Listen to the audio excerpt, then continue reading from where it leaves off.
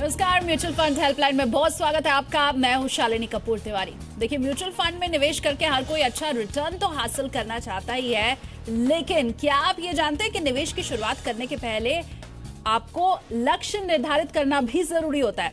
हमारे पास अक्सर ही दर्शकों के सवाल आते हैं जिनमें लक्ष्यों का जिक्र नहीं होता है, और ऐसे दर्शकों को भी हम हमेशा टारगेट सेट करने की सलाह देते हैं। तो क्या आप ये जानते हैं कि लक्ष्य निर्धारित करना जरूरी क्यों है, किस तरह से निर्धारित किया जाता है लक्ष्य, और टारगेट सेट करने के पहले किन बातों का ख्याल रखना चाहिए?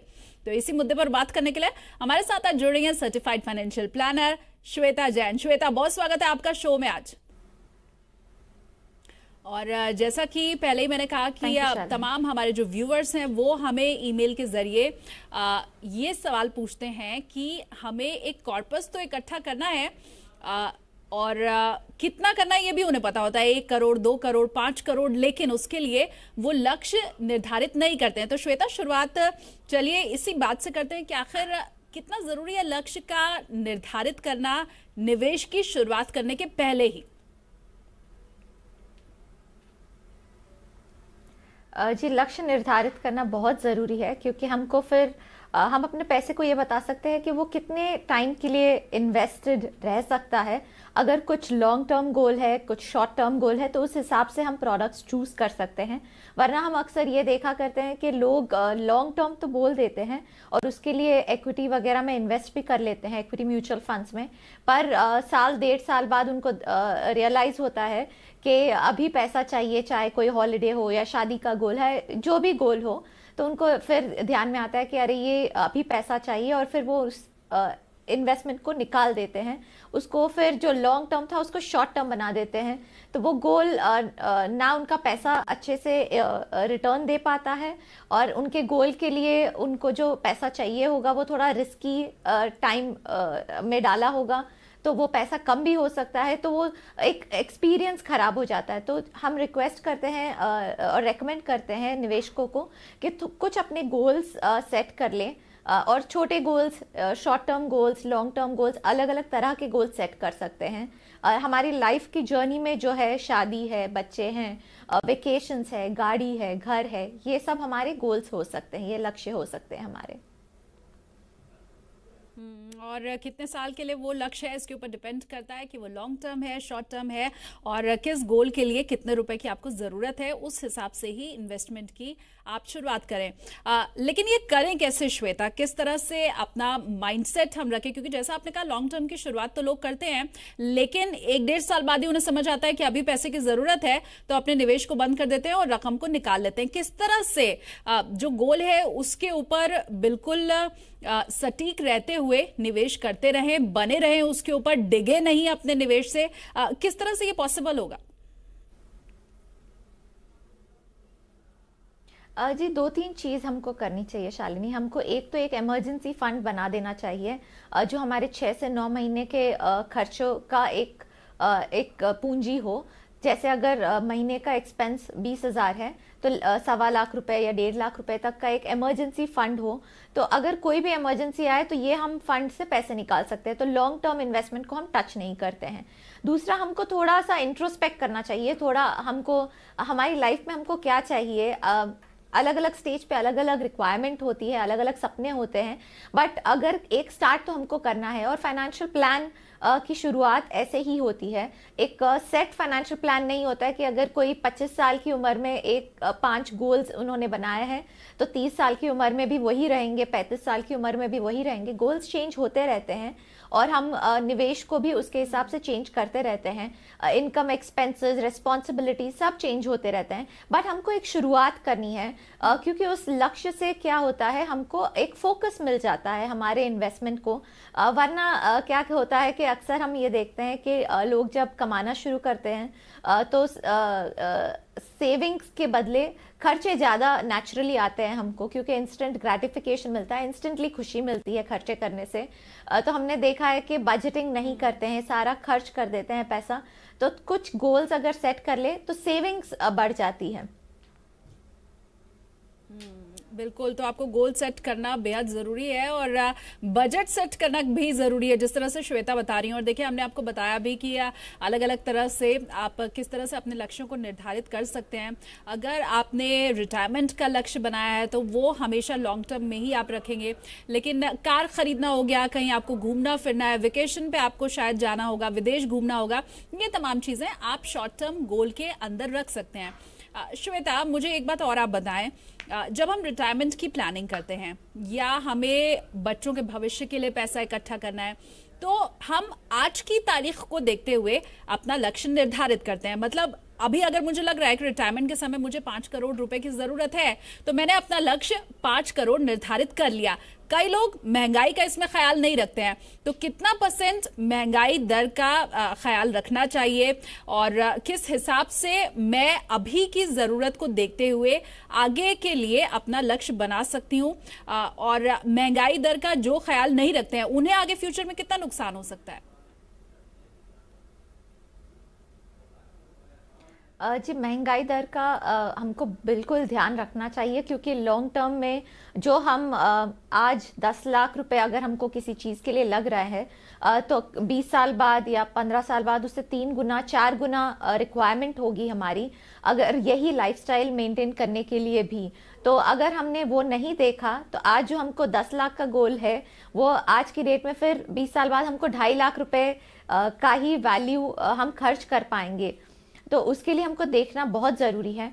इन्फ्लेशन, क्योंकि इंडिया एक डेवलपिंग कंट्री है, थोड़ा ज़्यादा है, तो नॉर्मली हम गोल्स के लिए, जैसे रिटायरमेंट है, वेकेशन है, इनके लिए 6% गोल लेते हैं, 6% का इन्फ्लेशन लेते हैं महंगाई दर। और जैसे कि गोल्स है बच्चों के एजुकेशन का, तो उसके लिए थोड़ा ज़्यादा लेते हैं, क्योंकि एजुकेशन का महंगाई बहुत ज़्यादा है, तो 10% लेते हैं। Medical inflation, health care inflation काफ़ी ज़्यादा है इंडिया में, तो उसके लिए भी हम 10% इन्फ्लेशन लेते हैं लॉन्ग टर्म के लिए भी, क्योंकि हम उसमें थोड़ा कंजर्वेटिव रहना पसंद करते हैं। तो 5 से 6% से लेकर के 10% तक, जैसा कि आपने बताया श्वेता, मैं अपने लक्ष्य में या जो आने वाले वक्त में मुझे रकम की जरूरत है उसे मैं जोड़ दूं और उसके बाद निवेश शुरू करूं। क्या मैं ठीक समझ पाई हूं श्वेता? जी बिल्कुल। आज की डेट में अगर आपको 10 लाख चाहिए, तो उसको इन्फ्लेशन समझिए 20 साल के बाद के लिए लेना है, तो 6% का इन्फ्लेशन लेके अगर समझिए कि 20 लाख रुपए तब आ रहे हैं, तो उसके हिसाब से एसआईपी करें, सिर्फ 10 लाख के हिसाब से एसआईपी ना करें। अच्छा, मुझे एक बात और बताएं, ज्यादातर लोग ऐसे होते हैं जिन्हें मार्केट की समझ होती ही नहीं है, और जब हम लॉन्ग टर्म के लिए निवेश कर रहे होते हैं, जब हम इक्विटी म्यूचुअल फंड में पैसा लगा रहे होते हैं, तो उसमें रिस्क भी होता है। तो ऐसे वक्त में जब मैं समझ नहीं पा रही हूँ कि कंपनी का कैसा अभी तक का बैकग्राउंड रहा है, किस तरह का रिटर्न दिया है अभी तक कंपनी ने, इन तमाम चीजों को अगर मैं नहीं समझ पा रही हूँ अपने लक्ष्य के हिसाब से ठीक ढंग से, अगर मैं फंड नहीं सेलेक्ट कर पा रही हूँ, तो फिर वित्तीय सलाहकार मेरे लिए कितना मददगार साबित हो सकता है? और क्या सभी लोगों को वित्तीय सलाहकार की मदद लेनी चाहिए? क्या ये फायदे का सौदा होगा? जी, मेरे हिसाब से तो सबको ही एक एडवाइज़र की ज़रूरत है, क्योंकि हम अपने पैसे को उतना ध्यान नहीं दे पाते जितना देना चाहिए, और काफ़ी चीज़ों में या तो हमको इंटरेस्ट नहीं होता, या हमारे पास टाइम नहीं होता है, या हमको समझ में भी नहीं आता है, जैसे आपने बताया। तो ये तीनों चीज़ें इसी कारण की वजह से हमको एडवाइज़र की ज़रूरत है। पर एडवाइज़र के ऊपर हमने अंधविश्वास नहीं करना चाहिए, विश्वास करना चाहिए, पर अंधविश्वास नहीं करना चाहिए। सवाल पूछते रहना चाहिए, बातें उनसे करते रहनी चाहिए, बैकग्राउंड चेक कर लें। ये हमने पहले भी डिस्कस किया एक और एपिसोड में, कि क्या क्या सवाल पूछने चाहिए एक एडवाइज़र से, और बिल्कुल ध्यान से चुने एडवाइज़र को, क्योंकि ये लॉन्ग टर्म तक एडवाइज़र आपके साथ रहेंगे। बिल्कुल, तो सिर्फ एडवाइजर के ऊपर भी सारी चीजें छोड़ देना ठीक नहीं है, और अगर आपको नहीं पता है, मार्केट की समझ आपको नहीं है, तो ऐसे में खुद भी सारे फैसले लेने की जरूरत नहीं है। और श्वेता, मैं आपसे जरूर पूछूंगी कि आपके पसंदीदा फंड्स कौन से हैं, ताकि लोगों को भी पता चल सके कि अभी मार्केट में वो कौन से फंड्स हैं जो अच्छा प्रदर्शन कर रहे हैं। लेकिन उसके पहले कॉलर्स के जुड़ने का सिलसिला शुरू हो चुका है, तो चलिए हम अपने कुछ कॉलर्स से भी बात कर लेते हैं। इस वक्त पहले कॉलर फोन लाइन पर हमारे साथ मौजूद है। बहुत स्वागत है आपका शो में। नाम सबसे पहले बता दीजिए अपना। हेलो जी। हेलो। हाँ मैम, जी, आवाज आपकी मिल रही है मुझे। जी, मैं रोहन जी बोल रहा रोहन हूँ। जी। मैंने अपना पोर्टफोलियो आपको भेजा था। हेलो। तो मैम उसके ऊपर मैं अपना जी आपका रिव्यू आवाज रोहन जी चाहता आपकी हूँ। मिल रही है और पोर्टफोलियो भी आपका हमारे पास है, बताएं सवाल।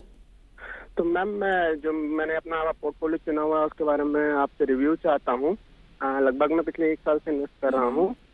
तो मैं जानना चाह रहा था कि क्या ये portfolio for a long term period, अभी ऐसा कोई मेरा स्पेसिफिक गोल नहीं है कि मुझे पैसों की जरूरत कब पड़ेगी, पर मैं इसे अप्रोक्सीमेटली मिनिमम 15 to 20 ईयर्स के लिए चाह रहा हूँ। और मैं जानना चाह रहा हूँ कि क्या ये पोर्टफोलियो सही है। मेरी एज अभी 28 ईयर्स की है और मैं एक इमरजेंसी फंड बनाना चाह रहा हूँ ताकि मुझे जब भी पैसों की जरूरत पड़े तो मैं उसे यूज के लिए निकाल सकूँ। तो ये 2 क्वेश्चन है मैम मेरे। ठीक है, और इमरजेंसी फंड जो आपको बनाना है उसके लिए भी क्या आप किसी फंड में इन्वेस्टमेंट करना चाहते हैं जहां आप तुरंत पैसे विड्रॉ कर सकें, या आप इसे बैंक में अपने पास रखना चाहेंगे? मैम मैं इन्वेस्टमेंट करना चाह रहा हूँ। अभी मुझे कुछ समझ नहीं पा रहा हूँ कि मैं किसमें इन्वेस्ट करूँ और एक लमसम अमाउंट चलिए, या तो श्वेता जो हमारे भी। साथ मौजूद हैं ही, वो आपको बताएंगी कि किस तरह से आप ठीक ढंग से निवेश कर सकते हैं। श्वेता, 1 महीने पहले एसआईपी की शुरुआत इन्होंने की है। उम्र काफी कम है, 28 साल, जैसा कि रोहन बता रहे हैं। तो कम उम्र में जब निवेश की हम शुरुआत करते हैं और लॉन्ग टर्म का इनका नजरिया भी है, कंपाउंडिंग का जरूर फायदा मिलेगा। किस तरह से आप देख रही हैं इनके पोर्टफोलियो को? जी, इनका जो पोर्टफोलियो है इसमें 5 स्कीम है 11,000 रुपए की एसआईपी के लिए। स्कीम्स थोड़ी सी ज़्यादा इन्होंने ऑलरेडी चूज़ कर ली है, तो मैं इनको रेकमेंड करूंगी कि और स्कीम्स ऐड ना करें। इमरजेंसी के लिए एक स्कीम ऐड कर सकते हैं, कोटक लो ड्यूरेशन फंड। मैं इनको रेकमेंड करूंगी कि ये उसमें अपना एसआईपी या लमसम जो भी इन्वेस्टमेंट इनको करना है इमरजेंसी के लिए उसमें कर सकते हैं। इमरजेंसी फंड का जो ये है, इसमें ना ज़्यादा रिटर्न मिलते हैं ना रिस्क होता है, तो इसका रिटर्न एक्सपेक्टेशन उसके हिसाब से ही रखिए। ये एक इमरजेंसी फंड है, इसके लिए इसका रिटर्न एक्सपेक्टेशन नहीं है। ये एक पार्किंग फंड है और बैंक से थोड़ा सा ज़्यादा इनको मिल जाएगा। इनके पोर्टफोलियो को अगर देखा जाए तो कोटक मल्टी कैप फंड एक अच्छा ट्रैक रिकॉर्ड तो है, बट काफ़ी फंड साइज बड़ा हो गया है, इसलिए थोड़ा सा मुश्किल होगा इनको चेंजेस कर पाना फंड में, और मैनेजमेंट स्टाइल में भी थोड़ा सा फर्क आ सकता है। तो इसमें ये एक थोड़ा डिसएडवांटेज है। मेरे एसेट इमर्जिंग ब्लू चिप जो है ये अभी चेंज किया है इन्होंने स्ट्रैटेजी। पहले मिड और स्मॉल कैप था, अभी लार्ज और मिड कैप हो गया है, तो रिटर्न एक्सपेक्टेशंस उसी के हिसाब से थोड़ी कम हो जाएंगी। पराग पारिक जो इन्होंने डाला है इसमें इंटरनेशनल स्टॉक्स का भी फ्लेवर है थोड़ा, तो इसका ये काफ़ी अलग फंड है, तो इसका रिटर्न बाकी स्कीम से थोड़ा अलग रहेगा। ईएलएसएस जो इन्होंने किया है एक्सिस लॉन्ग टर्म और बिरला 96, ये कंटिन्यू कर सकते हैं अपने टैक्स सेविंग के लिए। चलिए, तो आपको सलाह तो मिल गई है रोहन और श्वेता। देखिए, जैसा इसके पहले हम बात कर भी रहे थे कि जो व्यूवर्स हमारे होते हैं अक्सर लक्ष्य ठीक ढंग से निर्धारित नहीं करते हैं, और देखिए रोहन ने भी कुछ ऐसे ही किया है। 15-20 साल के लिए उन्हें निवेश करना है, ये तो उन्हें पता है, लेकिन वो किस चीज के लिए निवेश कर रहे हैं ये अभी निर्धारित नहीं हुआ है। तो रोहन, फिर से आप अपने लक्ष्यों के ऊपर भी एक बार जरूर नजर डालिएगा कि 15-20 साल के लिए आप निवेश कर रहे हैं। इस दरमियान बहुत सी ऐसी सीढ़ियां आएंगी जिससे आपको गुजरना होगा, और हर वक्त के लिए अलग ढंग से निवेश की जरूरत होती है, जैसा आज हम चर्चा भी कर रहे हैं। और श्वेता, अगले कॉलर भी हमारे साथ जुड़ गए हैं। अभिषेक मिश्रा ने हमें फोन किया है। बहुत स्वागत है आपका हमारे शो में, बताएं क्या जानना है।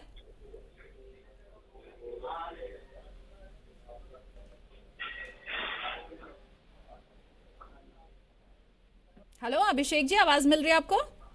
हाँ जी मैम, हेलो। बहुत स्वागत है शो में आपका, बताइए सवाल आपका क्या है? मैम एक्चुअली मैंने 5 टैक्स सेविंग फंड्स लिए हुए हैं और 3 नॉन टैक्स सेविंग फंड्स लिए हैं। उसमें जो नॉन टैक्स सेविंग जो है उसमें मेरे 2 लार्ज कैप हैं, एक स्मॉल कैप है, और मैं इसमें चाह रहा हूँ कि एक लार्ज एंड मिड कैप और एक स्मॉल कैप और लेने का। तो मेरे को ये सजेशन चाहिए था कि फंड्स मेरे सिलेक्शन सही है या फिर कम करने की जरूरत है। ठीक है, और कितने वक्त आप दे सकते हैं अपने निवेश को? Ma'am around 25 to 30 years. ठीक है, श्वेता हमारे साथ जुड़ी हुई हैं, बताएंगी कि किस तरह से वो आपके पोर्टफोलियो को देख रही हैं। श्वेता जी, इन्होंने काफ़ी ओवर डाइवर्सिफाई कर लिया है। हम अक्सर इन्वेस्टर्स को बोलते हैं डाइवर्सिफिकेशन अच्छा है, ओवर डाइवर्सिफिकेशन अच्छा नहीं है। तो इन्होंने 5 जो टैक्स सेविंग स्कीम्स में इन्वेस्टमेंट कर रखा है, ये हम रेकमेंड नहीं करेंगे। मेरी सलाह इनको ये होगी कि फ्रैंकलिन टैक्स शील्ड और एक्सेस लॉन्ग टर्म में कंटिन्यू करें। बाकी अभी इनमें निवेश ना करें क्योंकि बहुत ज़्यादा डाइवर्सिफिकेशन हो गया है। इनका जो सवाल है कि और स्कीम्स ऐड करनी है, मेरे हिसाब से बिल्कुल स्कीम्स ऐड नहीं करनी है इनको। इनका जो भी एडिशनल इन्वेस्टमेंट होगा इन्हीं स्कीम्स में हो सकता है। एसबीआई ब्लू चिप फंड ये एक बार देख ले, क्योंकि ये फंड भी काफ़ी बड़ा हो चुका है और इसमें मुश्किल होगा रिटर्न उनको जनरेट कर पाना। तो ये एक स्कीम ये देख सकते हैं। मेरे हिसाब से इनको हर कैटेगरी में एक स्कीम इन्वेस्टमेंट ज़रूरी नहीं है, तो ये वो छोड़ दे, क्योंकि इनका जो पोर्टफोलियो है ये ऑलरेडी ओवर डाइवर्सिफाइड हो चुका है और इनके कोई लक्ष्य नहीं है। तो मेरे हिसाब से इनको लक्ष्य कुछ तय करना पड़ेगा और देख ले कि ये एसआईपी भी इनके लिए बराबर है या इनको अपनी सेविंग्स भी बढ़ानी चाहिए। बिल्कुल, तो जैसा आज हम चर्चा कर रहे हैं कि निवेश आप करते तो जरूर है और पैसा बनाना हर कोई चाहता है, लेकिन उसके लिए लक्ष्य का ख्याल रखना बेहद जरूरी है। और श्वेता, अपने कुछ पसंदीदा फंड्स के बारे में भी आप जरा व्यूवर्स को बताइए। अगर मैं शुरुआत करूं बहुत ही शॉर्ट टर्म निवेश की, मान लीजिए मुझे अगले साल एक गाड़ी खरीदना है या फिर मैं कुछ फॉरेन टूर प्लान इस वक्त कर रही हूं, तो अगर 1 साल से कम वक्त के लिए मुझे निवेश करना है तो कौन से फंड्स हैं आप सलाह देंगी निवेश करने के लिए? जी, 1 साल से अगर कम टाइम है तो कोटक लो ड्यूरेशन फंड में रेकमेंड करूंगी, या फिर Franklin ultra short bond fund भी रेकमेंड कर सकते हैं। इसमें थोड़ा सा क्रेडिट रिस्क है, इसलिए मैं 1 साल से नहीं, थोड़ा सा 2 से 3 साल के लिए इसमें डाल सकते हैं। 1 साल से कम के लिए कोटक लो ड्यूरेशन, 2 से 3 साल के लिए अगर देखना है तो Aditya Birla corporate bond fund में भी देख सकते हैं। ठीक है, तो 2 से 3 साल के लिए अगर आपको पैसे लगाने हैं तो उसके लिए Aditya Birla corporate bond fund है और इसके अलावा फ्रैंकलिन अल्ट्रा शॉर्ट बॉन्ड और कोटक लो ड्यूरेशन के बारे में भी श्वेता ने बताया। 3 से 5 साल का अगर मेरा निवेश का नजरिया है श्वेता और मैं निवेश करना चाहती हूँ, तो फिर कौन सा फंड आप रिकमेंड करेंगी? अच्छा, 3 से 5 साल के लिए अगर करना है तो थोड़ा सा इक्विटी एक्सपोजर ले सकते हैं। कोटक इक्विटी सेविंग स्कीम मैं पसंद करती हूँ, तो उसमें थोड़ा इक्विटी एक्सपोजर भी है। आईडीएफसी डायनामिक इक्विटी में भी थोड़ा इक्विटी एक्सपोजर है, तो इसमें इन्वेस्ट कर सकते हैं। जिनको इक्विटी नहीं चाहिए वो फ्रैंकलिन क्रेडिट रिस्क फंड में भी निवेश कर सकते हैं 3 से 5 साल के लिए। चलिए, और आपको श्वेता ने अपने पसंदीदा फंड्स के बारे में बताया। लॉन्ग टर्म का अगर आपका नजरिया है तो किन फंड्स में आप निवेश करें, ये भी श्वेता से मैं जरूर पूछूंगी, लेकिन फिलहाल एक ईमेल भी शामिल कर लेते हैं अपने शो में। निखिल का हमारे पास मेल आया है श्वेता, इसे मैं शामिल करना चाहूंगी इस वक्त। निखिल ने पोर्टफोलियो भेजा है, 2 फंड्स है इनके पोर्टफोलियो में। पहला तो है axis long term equity fund और दूसरा है एसबीआई स्मॉल कैप फंड। इन दोनों फंड्स में फिलहाल इन्होंने निवेश किया है। उम्र इनकी 29 साल है और सवाल जो पूछा है इन्होंने वो ये है कि 1 लाख का अभी ये और निवेश करना चाहते हैं और मिड कैप में 20 साल के लिए इनकी निवेश की इच्छा है। इसके अलावा जानना ये चाह रहे हैं कि किस मिड कैप में ये निवेश करें। तो 1 लाख का एक मुश्त ये निवेश करना चाहते हैं, कौन सा फंड आप इन्हें सजेस्ट करेंगे? और इसके अलावा जो अभी 2 फंड्स इनके पोर्टफोलियो में है उनका आगे फ्यूचर कैसा दिखाई दे रहा है आपको? जी, ये 2 स्कीम्स में ये निवेशित रह सकते हैं, कोई प्रॉब्लम नहीं है। बस यही है कि मिड और स्मॉल कैप इंडेक्स ही काफ़ी गिर गया है 2018 में, सारी कंपनीज का रिटर्न कम है।